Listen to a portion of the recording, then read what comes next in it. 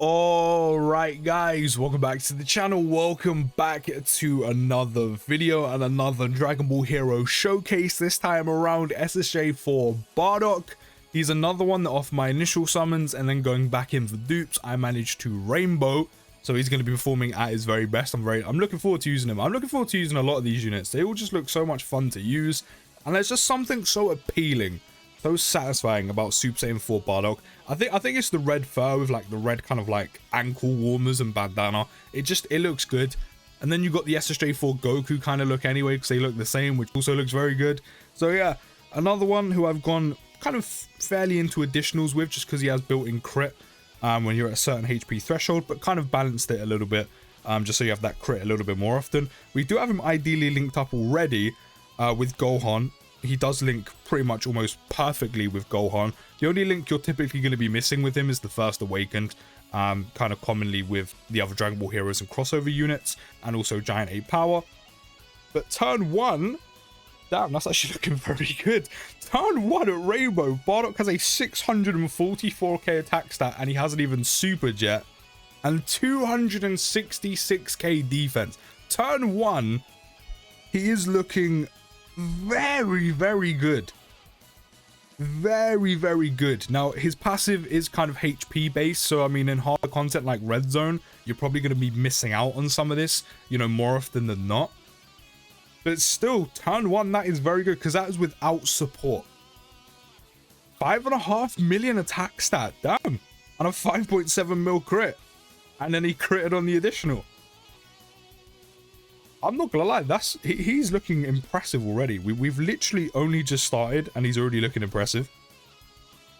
So Bardock is a crossover lead, giving ki +3 and attack and defense, or sorry, HP attack and defense plus 150%. On super, he raises attack and defense by 30% for one turn. Another one who does that. Causes immense damage to enemy in seals. So in the scenarios where you can seal, of course that would be handy, but of course a lot of the harder content you can't actually do that. Another one who gets attack and defense plus 200% at the start of turn. He then gets an additional attack and defense plus 100% when there are another 2 or more crossover category allies on the team. Now, considering the 200% lead you're going to be running him on, you know, if you did pull them, you're looking at both limit breakers.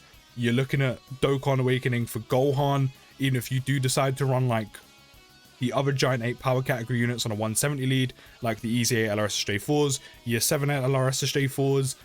So that's going to be very easy to do. The fact is you only need 2 of them, so that means you don't have to completely pack out your team and fill out the team with Dragon Ball heroes and crossover units.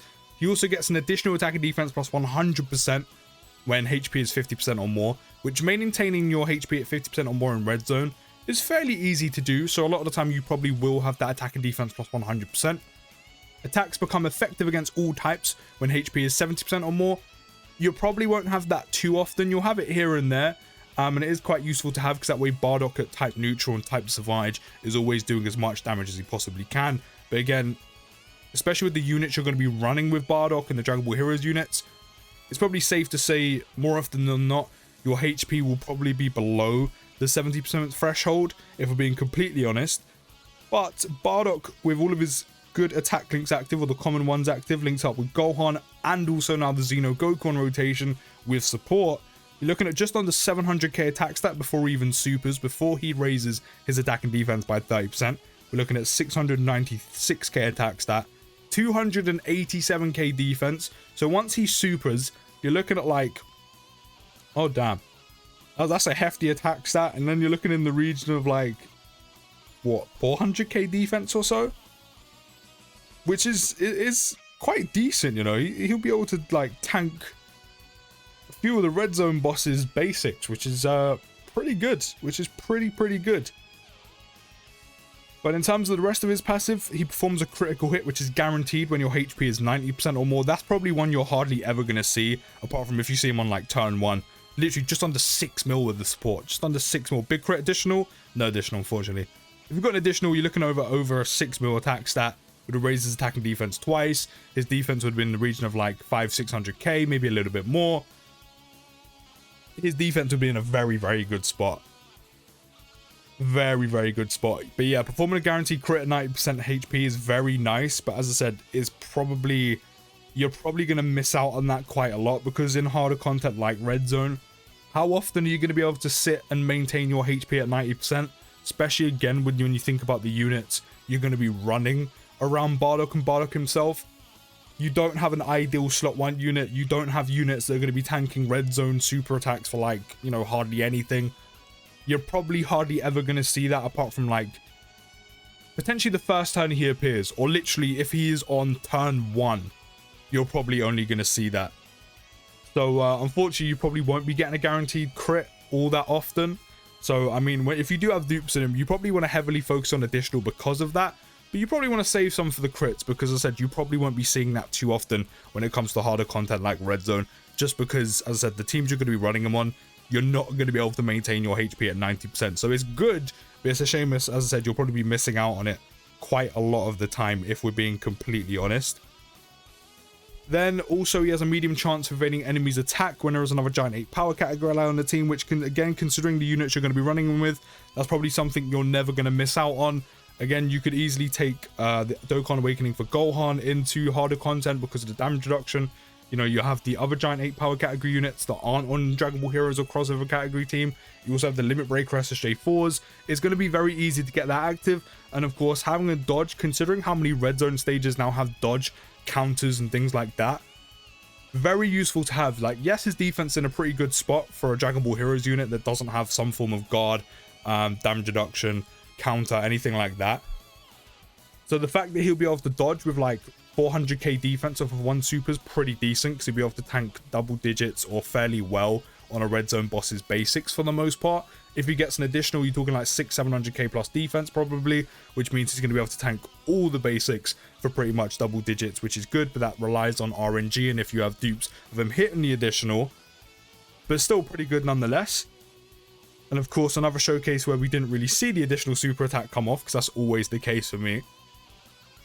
But then also the fact he can dodge, and I said, because of a lot of more recent Red Zone stages, you can dodge. Considering Bardock wouldn't be able to tank a super attack from some of the hardest hitting bosses in the game, the fact he has the potential to dodge some of them, yeah, not Broly and not Omega, but the fact he has the potential to dodge some of them does also make him viable for Red Zone. Yes, you're depending on a 30% chance, but this wouldn't be the first time you're depending on a chance for someone to dodge, counter, etc. So it does actually make him viable, but it is very RNG based. Other than that, he's actually very good. Solid damage output, the guaranteed crit's nice, but as I said, in Red Zone, you're not going to be seeing that all too often. But he's a pretty decent unit. He's strong, good attack, decent defense. He's strong. He's the best of both worlds. He's a nice balanced unit offensively and defensively, and I'm quite impressed with him. Another one who you may actually run in slot 3 more often than not. Like, yeah, you could try run him on rotation with Gohan. I don't know how well that would work in Red Zone, but as a slot 3 unit, he would actually probably work very, very well, and it's very easy to link him, especially with all the Saiyan links, and also the link like Saiyan Raw, which is obviously one of the key links to get active. But other than that, he's very easy to link, and he's a pretty decent and solid Dokkan Awakening. Bit of a short video, but we pretty much got everything out of the way.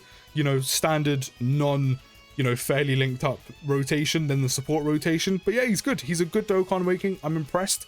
Do know what you think of him down in the comments. Don't forget to drop a like and subscribe if you're new. And I'll see you in the next video, guys. And peace!